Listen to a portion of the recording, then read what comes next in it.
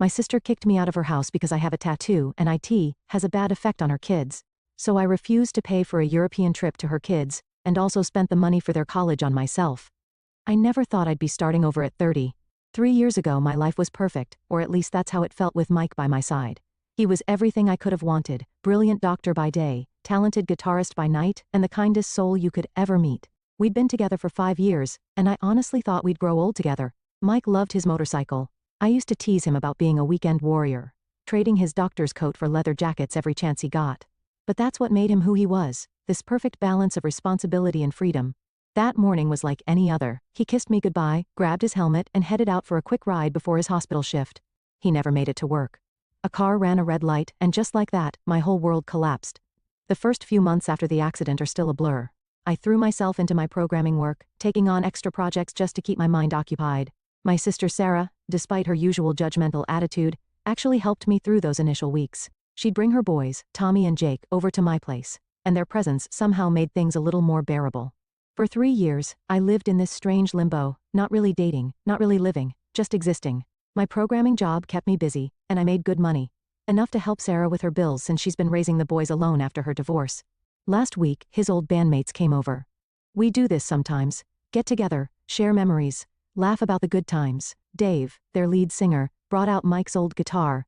Remember how he'd always say music was medicine for the soul? Dave asked, strumming a few chords. That's when it hit me. I needed to do something permanent, something meaningful to honor Mike's memory. Not just for him, but for me too. A way to carry him with me always, while also marking the beginning of my journey forward. I've never been the type for tattoos. Truth be told, I used to be pretty conservative about body modifications. But somehow the idea of getting Mike immortalized on my skin, a guy with a guitar on his shoulder, felt right. It felt like the perfect tribute to the man who taught me that life was meant to be lived boldly. The tattoo parlor was nothing like I expected. I'd always imagined some dark, sketchy place with neon signs and questionable hygiene, but this was more like a high-end art studio. The artist, Anna, made me feel completely at ease as she looked at the reference photos I'd brought of Mike with his guitar. 4 hours later, I couldn't stop staring at my arm. The detail was incredible, Mike's profile, his familiar stance with the guitar slung over his shoulder, even that slight smile he always had when he played. It hurt like hell, but it was worth every second. 2 weeks passed, and the tattoo healed beautifully. I decided it was time to visit Sarah and the boys. It was a typical Saturday afternoon when I pulled up to Sarah's house. I wore a light jacket with long sleeves. The moment I knocked, I heard Tommy and Jake thundering down the stairs. Aunt Tasha, Tommy practically tackled me with a hug. At 12, he still hadn't outgrown his enthusiasm for family visits. Jake, trying to maintain his cool 15-year-old demeanor, hung back but couldn't hide his smile. "Hey, Aunt Tash." Sarah appeared behind them, looking genuinely happy to see me. Perfect timing, I'd just made lunch. The house was warm, and I shrugged off my jacket without thinking. I was wearing my favorite short-sleeve t-shirt underneath, and suddenly the room went quiet. Well, briefly quiet before Tommy's excited shout broke the silence. "No way, is that Uncle Mike?" He rushed over to examine my arm. "That's so cool. Look, Jake, it's got his guitar and everything." Jake moved closer too, his teenage reserve forgotten. "That's actually really awesome, Aunt Tasha. It looks just like him." That's when Sarah's voice cut through the boys' excitement like ice. "Tasha, what were you thinking? That's just ugly. I can't believe you'd do something so permanent without consulting anyone." I felt my face flush, but I kept my boy steady. "Sarah, I didn't need to consult anyone. It's my body, and I'll decide what to do with it." The look she gave me could have frozen hell over, but she didn't say anything else. We sat down to lunch, and while the boys kept asking questions about the tattoo and sharing their favorite memories of Mike, Sarah sat there radiating disapproval.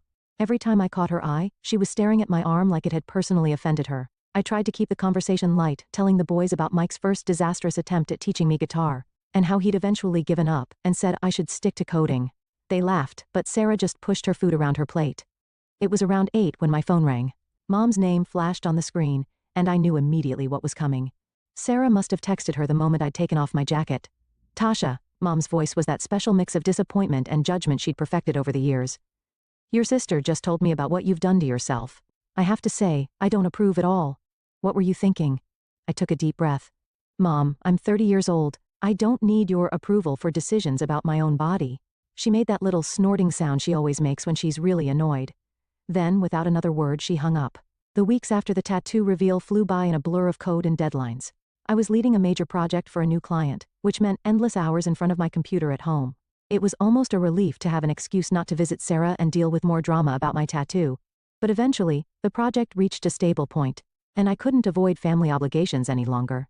As usual, I headed to Sarah's house on Saturday afternoon. The moment she opened the door, I knew something was wrong. Her face had that pinched look it gets when she's about to start an argument. Tommy and Jake were in the living room playing video games when I walked in. They jumped up to greet me, but Sarah cut off their enthusiasm. "Boys, go upstairs," she said in that tone that left no room for argument. "I need to have a serious conversation with your aunt." They exchanged worried looks, the kind kids get when they know something's about to go down, and trudged upstairs. The sound of their door closing echoed through the suddenly silent house. "What's going on?" I asked, genuinely confused. Sarah crossed her arms and glared at me. "Do you know what Tommy asked me yesterday? He wanted to know if he could get a tattoo when he turned 16. 16! And then Jake chimed in, saying he'd been looking up tattoo artists online.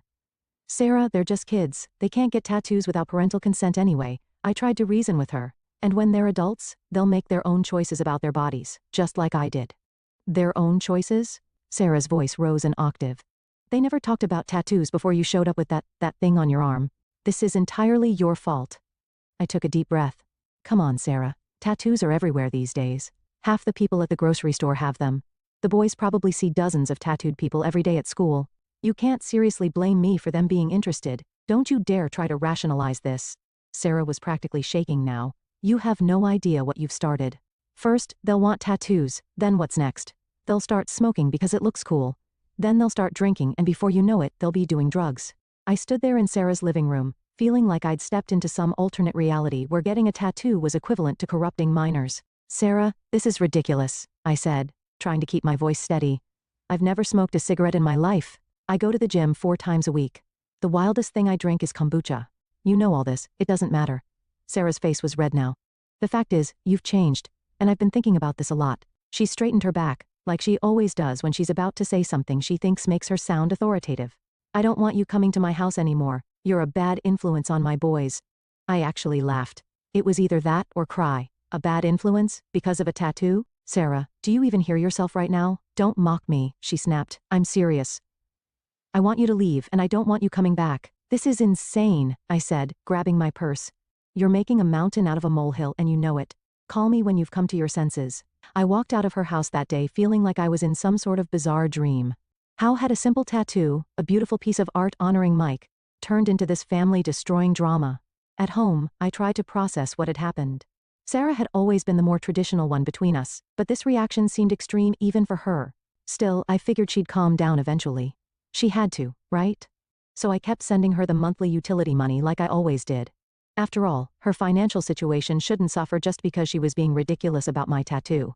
But as days turned into weeks, something else started bothering me even more than Sarah's reaction. Tommy and Jake hadn't reached out to me at all. No texts, no calls, no silly memes they usually sent me. The boys who used to FaceTime me at least twice a week just disappeared. I tried texting them casual messages. "Hey, how's that science project going? Work. Did you beat that impossible level in your game yet?" But there was nothing but silence. It didn't take a genius to figure out that Sarah had probably forbidden them from contacting me. The thought of her using the kids as pawns in this ridiculous fight made my blood boil. 2 months crawled by. I threw myself into work, took on extra projects, anything to keep my mind off the situation. But as Thanksgiving approached, I couldn't ignore the family drama anymore. Usually Mom would have called weeks ago to coordinate dishes and planning, but this year, silence. She probably just forgot, I told myself. Even though Mom had never forgotten to invite me to Thanksgiving in my entire adult life. Things have been busy for everyone. So I did what I always did, bought thoughtful gifts for everyone, including Sarah and the boys. I got Tommy the new gaming console he'd been begging for, and Jake the expensive art supplies he needed for his portfolio. I even got Sarah that fancy coffee maker she'd been eyeing but couldn't justify buying for herself. Loading up my car with the gifts, I tried to stay positive. Surely they wouldn't let a tattoo ruin Thanksgiving? This was our family's biggest holiday, the one time of year when we all came together no matter what. Even 3 years ago, right after Mike's death when I could barely function, I'd still made it to Thanksgiving dinner. I pulled up to my parents' house, the trunk full of carefully wrapped gifts. The familiar sight of Mom's Thanksgiving decorations, the same ceramic turkey she'd had since I was a kid, the autumn wreaths, the pumpkins on the porch, made me smile. But that smile faded when I opened the front door. The scene I walked into felt wrong immediately. Sarah, Mom, Dad, and the boys were all there, but instead of the usual Thanksgiving chaos, there was this weird tension in the air. They stared at me like I was a ghost who just materialized in their living room. "Tasha?" Mom's voice had that sharp edge to it. What are you doing here?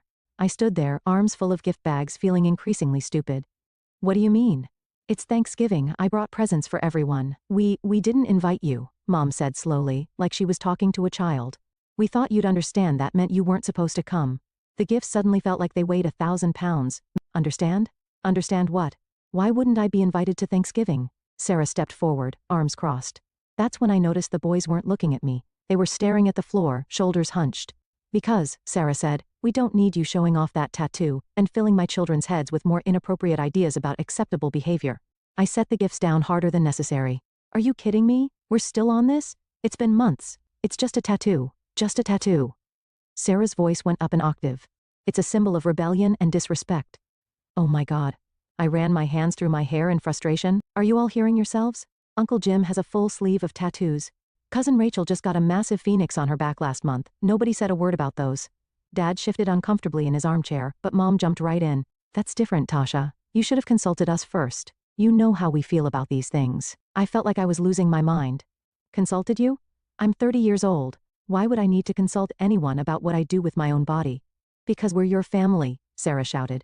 Because we have values, because actions have consequences. The only consequences here are the ones you're creating. I could feel tears of frustration building up. This tattoo means something to me. It's for Mike. It's my way of keeping him with me, of honoring his memory. That's when Sarah said it. The words that would change everything. Oh, don't start with that again, she sneered. I never liked him anyway. Always showing off with that stupid guitar, acting like some wannabe rock star, riding around on that death trap of a motorcycle. She let out a harsh laugh. You know what? I'm glad he got hit by that car. Maybe now you'll finally grow up and start acting like a normal person. The room spun around me. I could barely breathe, but I managed to find my voice. Apologize, I demanded, my words coming out in a whisper at first, then gaining strength. Apologize right now for what you just said about Mike. Sarah lifted her chin defiantly. I won't apologize for telling the truth. Mom, Dad, I want her out of here. She's ruining Thanksgiving. I looked at my parents, waiting for them to say something, to defend me, to scold Sarah for her cruel words about Mike. Instead, Mom stood up, smoothing her skirt with trembling hands. Tasha, I think you should go, she said quietly. I stared at them all, my father avoiding eye contact, my mother's lips pressed into a thin line, Sarah's triumphant expression, and my nephew's confused faces. Without a word, I picked up all the gift bags I'd brought and walked out. The drive to the local homeless shelter was a blur. I barely remember handing over the gifts to the surprised volunteer at the door. These are all new, I explained mechanically. The gaming console, the art supplies, the coffee maker, everything's unopened. Back home, I sat in my dark living room for hours, thinking about everything. The monthly utility payments I've been making for Sarah since her divorce. The Christmas traditions we'd started, last year's trip to Hawaii, still fresh in my memory. Tommy's excitement when he saw the ocean for the first time. Jake's endless photos of the sunset, Sarah actually relaxing for once. I'd already booked the Europe trip for this year, planning to surprise them with it on Christmas morning. But it wasn't just the trips. There were the regular shopping sprees for the boys' school clothes, the extra tutoring I paid for when Jake struggled with math, the summer camp fees, the monthly utility bills that mysteriously got paid even when Sarah was between jobs. And the college funds, 2 years of careful saving, making sure my nephews would have options when they graduated high school. I thought about Mike then, about what he would say if he could see all this. He'd probably make some joke about karma, then get serious and remind me that love shouldn't be a one-way street. Opening my laptop, I felt strangely calm. The email to Sarah practically wrote itself. Sarah, I've had time to think about what happened today, and I've made some decisions that I want to communicate clearly. I will no longer be sending monthly payments for your utilities. Since you feel I'm such a negative influence, I'm sure you wouldn't want to rely on my money. The Europe trip I planned for Christmas is cancelled, at least for you and the boys. I'll be going alone. For the past 2 years I've been setting aside money for Tommy and Jake's college education. Given your concern about my influence on them, I'll be closing these accounts and investing the money elsewhere. I hope you'll explain to the boys why they won't be getting their Christmas surprises this year. Feel free to tell them it's because their aunt's tattoo makes her an unfit influence on their lives. Tasha. I hit send and immediately turned off my phone. My hands were shaking, but my mind was clear.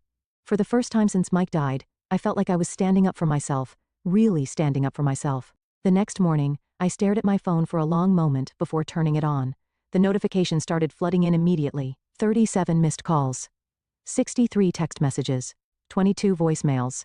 The first message I opened was from Sarah. How dare you do this to my children? You have no right to punish them because you're mad at me. Call me back immediately.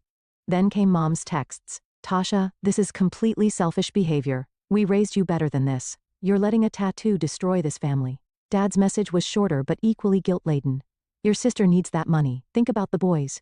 I scrolled through message after message, each one demanding responses, explanations, apologies. But none of them, not a single one, acknowledged Sarah's cruel words about Mike or apologized for how they'd treated me at Thanksgiving.